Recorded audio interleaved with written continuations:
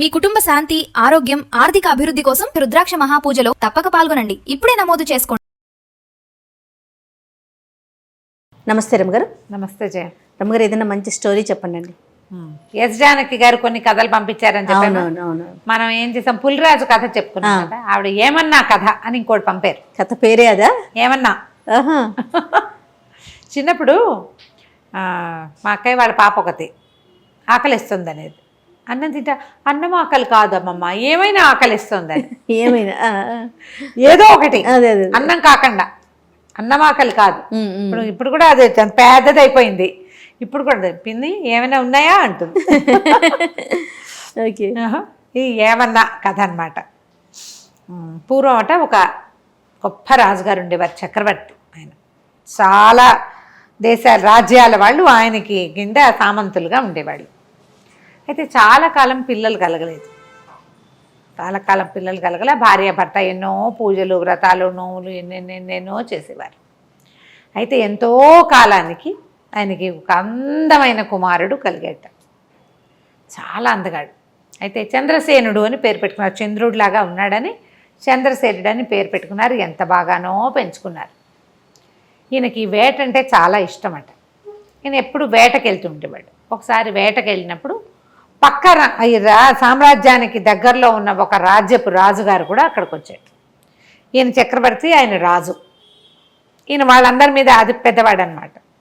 ఆ రాజు ఈయన కలిసి అక్కడ వేటాడుతున్నప్పుడు మధ్యలో ఒకే లేడిని ఇద్దరు ఏం చేసి ఎవరు ముందు కొట్టారో చూసుకుని మాట్లాడుకున్నారు. ఆయనకి వేట అంటే ఇష్టం, ఈయనకి వేట అంటే ఇష్టం. సరే, ఇద్దరు చాలా స్నేహం అయ్యారు. ప్రతిసారి వేటకి వెళ్ళేటప్పుడు ఆయనతో కంపెనీ బాగుండేదన్నమాట, చెప్పుకునేవాళ్ళు. అయితే రాజుగారి అబ్బాయి కొంచెం పెద్దదవుతున్నాడు, ఈ చక్రవర్తి గారి అబ్బాయి.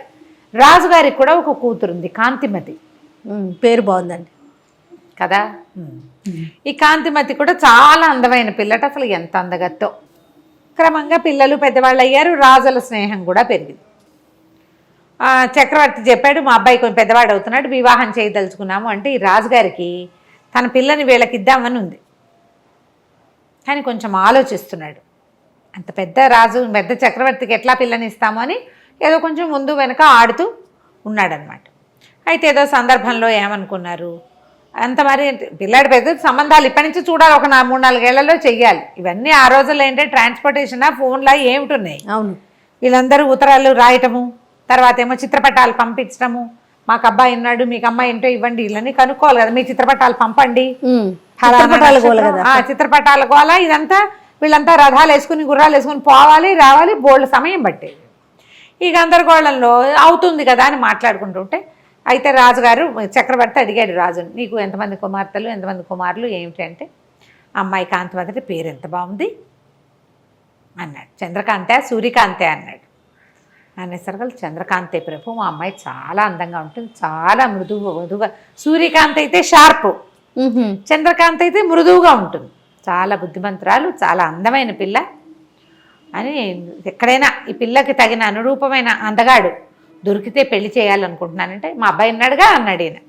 అసలు ఈయన మొహమాట పడి, కాదండి, ఒక ఊహ వచ్చింది కానీ నేను మిమ్మల్ని అడగడానికి భయపడ్డానంటే, అలా ఏం లేదు, మన ఇద్దరం స్నేహితులం, మేము ఎక్కడి నుంచైనా పిల్లని తెచ్చుకోవాల్సిందే, మన పిల్లలకి పెళ్లి చేద్దాం అనుకున్నారు. ఇప్పుడు వేరే చిత్రపటాల గోల ఏం లేదు, మంచి రోజులు వచ్చినప్పుడు చూసుకుందాం అని వీళ్ళ అమ్మాయిని వాళ్ళ అబ్బాయికి ఇవ్వడానికి ఫిక్స్ అయిపోయారు వీళ్ళిద్దరు. తర్వాత ఏమైంది, కొన్ని రోజులు గడిచేసరికి ఈ పిల్లాడికి ఒక 15-16 సంవత్సరాలు వచ్చినాయి. వాడు ఒకరోజు వేటకి వెళ్ళాడు. వెళ్తే ఈ రాజుగారి అమ్మాయి కూడా కొంతమంది స్నేహితురాలతో కలిసి అడవిలో వనవిహారానికి వచ్చింది. ఈ అబ్బాయి అమ్మాయి కలుసుకున్నారు. చంద్రసేనుడు, కాంతిమతి కలుసుకున్నారు. కలుసుకోవటం మొదలుపెట్టారు. ఈ పిల్లాడికి ఒక 15-16 సంవత్సరాలు, ఆ పిల్లకు 14 ఏళ్ళు. దగ్గర వాళ్ళు, దగ్గర ఏజో 2-3 ఏళ్ళు తేడా ఉంది. ఆ వయసు పిల్లలకి సహజంగా అట్రాక్షన్ ఉంటుంది, ఫ్రెండ్షిప్ కుదిరింది. వీళ్ళిద్దరూ మాట్లాడుకుంటూ ఉండేవాళ్ళు, ప్రతిసారి ఉత్తరాలు రాసుకునేవాళ్ళు, ఈ అడవిలో కలుసుకునేవాళ్ళు. ఈ పిల్లని పెళ్లి చేసుకోవడానికి నిశ్చయించుకున్నాడు. ఒక 2-3 సంవత్సరాలు గడిచేశారు కళ్ళు. అప్పుడప్పుడు కలిసేవాళ్ళు. అప్పుడు ఇలా రోజు కలిసేందుకు లేదుగా, 6 నెలలకి 5 నెలలకి కలుసుకునేవాళ్ళు. పిల్లలు ఎదుగుతున్నారు, వాళ్ళ ప్రేమలు కూడా ఎదిగినాయి. అయితే రాజుగారు చక్రవర్తి ముహూర్తాలు పెట్టిద్దామని అనుకుని భార్యకి చెప్పాడు, ఫలానా ఒక రాజుగారి అమ్మాయితో మన అబ్బాయికి పెళ్లి నిశ్చయించాను అని చెప్పేసరికల్లా ఈ కుర్రాడు అన్నాడు, అమ్మ నేను ఇంకో పిల్లని ప్రేమించాను, నేను అడవిలో కలుస్తాను అమ్మాయిని, నేను ఆ పిల్లనే చేసుకుంటాను అన్నాడు. డామ్ డూమ్ అని రాజుగారు చెడామడా పొట్టాడు. అటు పనికి రాదన్నాడు చక్రవర్తి. మాట ఇచ్చా ఎప్పుడో, అట్లా కుదరదన్నాడు. ఈ లోపల ఆ రాజుగారు కూడా ఈ చక్రవర్తి గారు అబ్బాయితో నీకు పెళ్ళంటే ఆ అమ్మాయి యువరాణి ఒప్పుకోలే. చెప్పేసరికల్లా ఆయన అన్నాడు, అమ్మ మాట పోతుంది చక్రవర్తి దగ్గర, ప్రధానమైనది ఏంటంటే మన రాజ్యం ఆయన చేతిలోకి వెళ్ళిపోతుంది, ఆయన కోపం వస్తే. ఆయన అంతటా ఆయన అడిగాడు కాబట్టి ఒకసారి కనపడ్డాయి పెళ్లి చూపులు, పిల్లని తెచ్చి చూపిస్తానని చెప్పా, పిల్లని చూపిస్తానని. వాళ్ళు వస్తామన్నారు. అబ్బాయికే నచ్చకపోయినా ఏదో కారణం చెప్దాం, అసలు పిల్లని చూపించని కూడా చూపించకుండా నేను కాదని అనకూడదని కూతుర్ని బతిమలాడుకున్నాడు. సరే ఒప్పుకుంది ఏడ్చుకుంటూ ఆ పిల్ల. వాళ్ళు కూడా ఏం చేశారు, ఆ రాణిగారేమో కొడుకుని బతిమలాడింది, ఎవరినో ప్రేమించేటంటే కావాలంటే రెండో పెళ్లి చేసుకోమని ఆ పిల్లని, ముందు ఈ పిల్లని చూడవలసిందేనన్నాడు. ఆ తర్వాత కథ, వివాహము పట్టపురాణి రాజు కూతురే కాంతిమతే అన్నాడు. అనేసరికల్లా సరే పేర్లు చెప్పుకోలేదు, తండ్రి పేర్లు రాలేదు. ఈ పిల్లాడు వెళ్ళి ఆ పిల్లని చూడడానికి వెళ్ళాడు. రాజు చక్రవర్తి గారు ఆయన భార్యమణి కుమారుణ్ణి తీసుకుని మంది మార్బలంతో కలిసి రాజుగారింటికి వెళ్ళాడు. ఆ రాజుగారింట్లో పిల్లని చూసేసరికి ఆ పిల్లాడు ఆశ్చర్యపోయాడమ్మా ఈ పిల్ల నేను ప్రేమించింది అన్నాడు. ఆ పిల్ల కూడా చెప్పింది. వీళ్ళు ఇలా ప్రేమించుకున్నారు, అంత చిన్నప్పటి నుంచి స్నేహం. పెళ్లి చేశారు. చంద్రసేనుడికి కాంతిమతికి పెళ్ళయింది. సరే చక్రవర్తి గారు పెద్దవాడైపోయినాడు, పిల్లాడికి రాజ్యం అప్పచెప్పాడు. వీళ్ళకి 20 ఏళ్ల లోపలే పెళ్ళయింది కదా, ఎప్పటికీ సంతానం కలగలేదు. వాళ్ళిద్దరూ ఎంత బాగా కలిసి ఉండేవాళ్ళు. రాజ్యంలో అందరూ గుసగుసలాడుకునేవాడు. చక్రవర్తి గారి కోడలికి పిల్లలు లేకపోతే ఎట్లా? యువరాజుకి ఇంకొక పెళ్లి చేయండి, ఈయన రాజు అయిపోతున్నాడు, పెళ్లి చేయాలి, ఈయన చక్రవర్తి అవుతాడు రేపు, ఉత్తరాధికారి లేకుండా ఎట్లా కుదురుతుంది? ఇంకో పెళ్లి చేయండి, ఇంకో పెళ్లి చేసుకోండి, ఇంకో పెళ్లి చేసుకోండి అని మాటలు వచ్చేవి. వాళ్ళ అమ్మ ఏమనేదంటే, ఒరే ఇప్పుడు నువ్వు కాంతిమతే నువ్వు ప్రేమించిన అమ్మాయి అయింది కాబట్టి సరిపోయింది, లేకపోతే ఆ అమ్మాయిని పెళ్లి చేసుకుని అడవిలో పిల్లని కూడా చేసుకుందాం అనుకున్నావు కదా, అదే కదా, రెండో పెళ్ళి ఎలాగో చేసుకోదలుచుకునే ఉన్నావు, అది రెండు కలిపి ఒకటే అయింది అనుకో, ఇప్పుడు ఇంకో పిల్లని ఎవరినైనా చేసుకో, ఈవిడే పట్టప్రాణిగా ఉంటుంది, ఉత్తరాధికారి లేకపోతే రాజ్యానికి కుదరదని అందరూ బతిమలాడాడు, బలవంత పెట్టారు. ఈ అమ్మాయి కూడా కాంతిమతి కూడా భర్తను రోజు అడిగేది చేసుకోమని, పెళ్లి చేసుకో పెళ్లి చేసుకో అని. చాలా రోజులకి మొత్తానికి ఒప్పుకున్నాడు. ప్రజల నుంచి ప్రెషర్ ఎక్కువ వస్తుంది, అధికారుల నుంచి ప్రెషర్ వస్తుంది. పెళ్లి చేశారు. ఇంకొక అందగతి, ఇంత అందగతి కాదు కానీ కొంత అందగతి అని తెచ్చారు మొత్తానికి. సరే రెండో రాణి కూడా బాగానే ఉండేది. పెద్ద రాణి ఏంటంటే పాపం రేపు ఉత్తరాధికారిని కనడానికి వచ్చిన పిల్లని ముద్దుగా చూసుకునేది. అమ్మాయి చంద్రకాంతిమతి కదా, అంటే మంచి స్వభావం కలిగేది. అయితే కొన్నాళ్ళకి చిన్నరాణికి ఏమనిపించడం మొదలెట్టిందంటే, ఊరికే నేను ఒక పిల్లలుగానే మెషిన్ లాగా నన్ను తెచ్చారు, ఇంపార్టెన్స్ అంతా ఆవిడకే, ఈయన ప్రేమంతా ఆవిడకి, ఆయన ఏదో శాస్త్రానికి నాతో గడుపుతున్నాడు అంతే. ఒక రకం మంటగా ఉండేది. ఏమనేది, ఆమె పెద్దరాణి ఆవిడ పద్ధతులు ఎవరికి తెలీదు, అంతా ఆవిడ ఇష్ట ప్రకారం జరగాలంటుంది అని కొంచెం పుల్ల విరుపుగా మాట్లాడేది. క్రమంగా నా మీద కుట్ర చేస్తోందని చెప్పడం మొదలుపెట్టాడు. కుట్ర ఎందుకు చేస్తుంది, నిన్ను చేసుకోమని ఆవిడే చెప్పింది అనేవాడు రాజు, కేకలేసేవాడు. అయితే ఒకసారి ఏమైంది, చిన్నరాణి గారి దాసి పెద్దరాణి గారి మందిరంలో ఆవిడ మంత్రితోటి ఏదో మాట్లాడుతున్నది కనపడి చూసింది. చూసి అమ్మ మంత్రి గారు రాణిగారు మాట్లాడుకుంటున్నారు అని చెప్పింది. అది మామూలు మాటే. వెంటనే చిన్నరాణికి ఏం తట్టింది, మంత్రి రాణి కలిసి గూడు పుఠానీ చేస్తున్నట్టుగా చూపించచ్చు, క్రియేట్ చేయొచ్చు. ఏమని చెప్పేది, అంతకుముందు నాకు ఇవాళ వాంతులు అయిపోయినాయి, నెలతప్పేసాను అనుకున్నారు, కాదు నాకు ఆహారంలో ఫుడ్ పాయిజనింగ్ అయింది అని చెప్పేది రాజుకి. ఇవాళ ఒంట్లో బాగోలేదు, ఫుడ్ పాయిజనింగ్ అయింది, ఇవాళ నేను పెట్టుకునే పువ్వుల దండల్లో ఏదో చల్లారు, నాకు తుమ్ములు వచ్చేసినాయి, నన్ను చంపడానికి, నన్ను ఇబ్బంది పెట్టడానికి, నేను పిల్లల్ని కానీ ఇవ్వకుండా చేయటానికి చూస్తున్నారు, అట్లా చెప్పేది. ఆయన ఒప్పుకునేవాడు కాదు. ఈ మంత్రి రాణి మాట్లాడుకుంటున్నారు కదా, ఈ మాట చెప్పేసరికల్లా ఈవిడేమంది, రాజుకు చెప్పింది, నువ్వేమో నేను చెప్పితే నువ్వు వినవు, రాణిగారు మంత్రి గారితోటి మంత్రాంగం చేస్తుంది, నన్ను చంపటానికి ఏమో మందులు తెప్పించేందుకు ప్రయత్నం చేస్తాం. అయ్యో, మంత్రి కూడా కలిసిపోయాడు. అనేసరికల్లా రాజుకు అర్థం కాల, అంత పని చేస్తుందా నా రాణి? అట్లాంటిది కాదంటే ఇక్కడ కొండు మండిపోతుంది. నారాయణి నారాయణి అంటాడని. కావాలంటే కనుక్కో, నువ్వు మంత్రి వచ్చాడో లేదో కనుక్కో. అప్పటికి ఒక 20-30 సార్లు విన్నాడేమో. ఆల్రెడీ కొంచెం కలుషితం అయింది లోపల కొద్దిగా. ఏమైంది, ద్వారపాలకుల్ని ఇవాళ ఎవరెవరు వచ్చారు అని కనుక్కుంటే మంత్రి గారు వచ్చారు. ఎంతసేపు ఉన్నారు? అరగంట సేపు ఉన్నారు. ఎవరితో మాట్లాడారు? రాణితోటి మాట్లాడారు.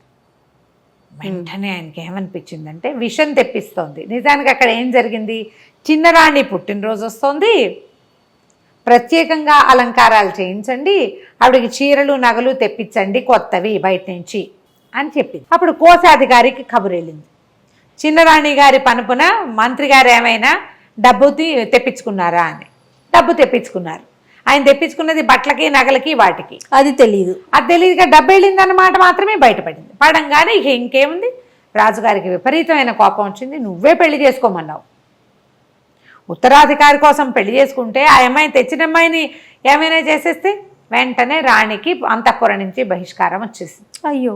మంత్రి గారిని పిలిచాడు. మంత్రికి ఏ మాట చెప్పే అవకాశం ఇవ్వాలి. అది కాదండి అని చెప్పబోయినా వినలేదు. నీ మీద గౌరవంతో ఇంతకాలం నువ్వు చేసిన సేవ వల్ల నేను నిన్ను వదిలేస్తున్నా, చంపకుండా. మళ్ళీ నువ్వు రాజభవనం గుమ్మం ఎక్కద్దు. ఈ మంత్రి గారికి దూరంగా ఒక పల్లెటూరులో ఆయన కుటుంబం ఉంది. ఆయన వస్తూ పోతూ ఉంటాడు ఇక్కడికి. మీ ఊరు వెళ్ళిపో, నువ్వు మళ్ళీ రాజధానిలోకి రావద్దు. నువ్వు ఆవిడికి లోబడిపోయావని నాకు అర్థమైపోయిందంటే అది కాదండి అని చెప్పపోతాడు. ఇక వినడు రాజు.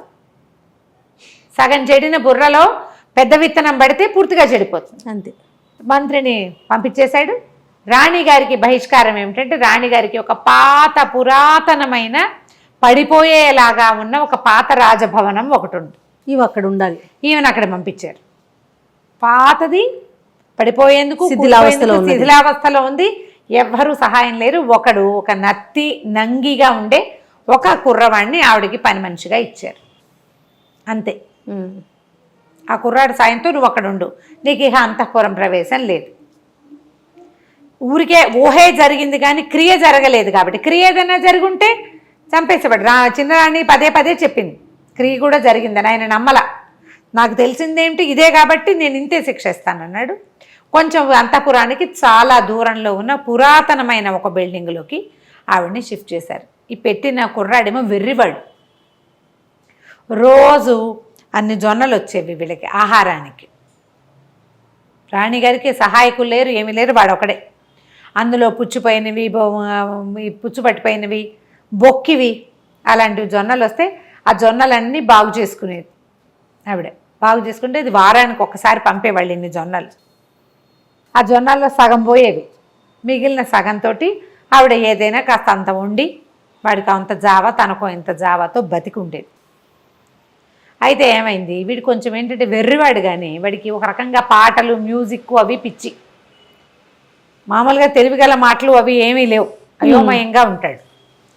అయితే ఏమైందంటే ఈ జొండలు తెస్తుంటే ఒక దారిలో పెద్ద సన్నాయి మేళము అవి వినపడుతున్నాయి. ఏవో ఫంక్షన్ జరుగుతుంటే వీడు ఆ డోల్ శబ్దానికి అనుగుణంగా చిందులేయటం మొదలుపెట్టాడు.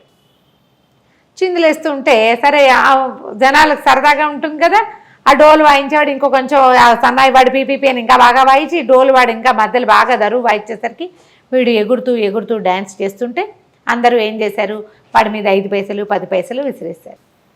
ఆ విసిరిన డబ్బులన్నీ తీసుకొచ్చాడు. 1 రూపాయి అయింది. ఆ డబ్బులు పుచ్చుకొని రాణిగారి దగ్గరకు వచ్చాడు, కాంతిమతి దగ్గరకు. అమ్మ నేను రోడ్డు మీద నాట్యం చేశాను, పాట కూడా పాడాను, అందరూ నాకు డబ్బులు ఇచ్చారు, ఇదిగో అని చూపించాడు. బట్ దానికి అవి ఏం చేయాలో తెలియదు. ఆవిడంది, ఏం చేసుకుంటారా నాయన డబ్బులు, ఏమన్నా కొనుక్కురా అని చెప్పింది. ఏమన్నా కొనుక్కురమ్మంది కదా. వీడు ఆ రూపాయి పుచ్చుకుని కొట్లోకి వెళ్ళి ఏమన్నా ఇవ్వండి అన్నాడు. ఏమిమ్మంటావురంటే ఏమన్నా ఇవ్వండి అంటాడు. రూపాయి చూపిస్తున్నాడు. ఈ ఏమన్నా ఇవ్వండి, ఏమన్నా ఏమిటి కావాలో అడిగితే కదా. ఏమన్నా ఇదే పాట పాడాడు. కోట్లో వాళ్ళు వెర్రివేధవలా ఉన్నాడు, వీడికి తెలియదు, వాడిని తోలేసేయండి అన్నారు. తోలేస్తే ఒక ముసలమ్మ వస్తుంది అటు నుంచి. వీళ్ళ కొట్లో నుంచి తోసేసరికల్లా పోయి వీడు ఆ ముసలమ్మ మీద పడ్డాడు. పడేసరికల్లా ఆవిడంది, ఎవర్రా నువ్వు అని కేకేసి లేవదీసింది. లేవదీస్తే, కాదవా నా దగ్గర రూపాయి ఉంది, ఏమన్నా ఇవ్వమంటే ఇవ్వట్లేదంటే ఆవిడ పక్కపక్క నవ్వింది. ఊరిని అట్లా గుట్రా ఆ రూపాయి ఇడితే నేనే ఏమన్నాను, నన్ను తీసుకెళ్ళు, ఆహా. రూపాయి ఇవ్వు, నా పేరే ఏమన్నా, నేను ఏమన్నా కావాలని కొట్లో అడిగితే ఎలాగరా, నన్ను కదా అడగాలి, వస్తా పద నీతో పాటు అని ఆ రూపాయితోటి కాస్త కూర నార ఏవో కొనుక్కొని ఆ సంచి చేత్తో పుచ్చుకొని ఈ కుర్రాడితో పాటు పెద్దరాణి గారు ఎక్కడుందో ఆ పాడుపడిపోయిన భవనానికి వెళ్ళేసరికి ఆవిడ తెల్లపోయింది. ఏమైనా కొనుక్కురమ్మన్నాను, నువ్వెవరో అమ్మా, నా పేరే ఏమన్నా అమ్మా, ఏమన్నా కొంటాను, ఏమన్నా అన్నాడు, నన్నే పిలుస్తున్నాడని వచ్చాను, నాకు తెలుసు నువ్వెవరో తెలుసు, వీడేమిటో కూడా తెలుసు, నీ సేవ చేస్తా, నీ దగ్గర ఉంటాను అంటే ఆవిడంది, అమ్మ నాకే ఏమీ రావు, వచ్చేదే వారానికి ఇన్ని జొన్నలు వస్తాయి, అందులో సగం ముక్కిపోయినవి, సగం పురుగు పెట్టినవి, వాడు నేను ఎట్లా కొట్లా బతికున్నాం అంతే అంటే, కాదమ్మా నీకు కావాల్సినవన్నీ నేను చేసి పెడతా, రాజభవనం నుంచి జొన్నలు కాదు, బియ్యము పప్పు ఉప్పు చీరానార అన్నీ వస్తాయి, నేను వచ్చా కదా అవన్నీ వస్తాయి అంతే. ఈ ముసలమ్మ ఈ రాణిగారితో ఉండిపోయింది. ఈ ముసలి మా అమ్మ ఏం చేసిందో మనం రెండో భాగంలో విందాం. నమస్తే రమ్య గారు. నమస్తే.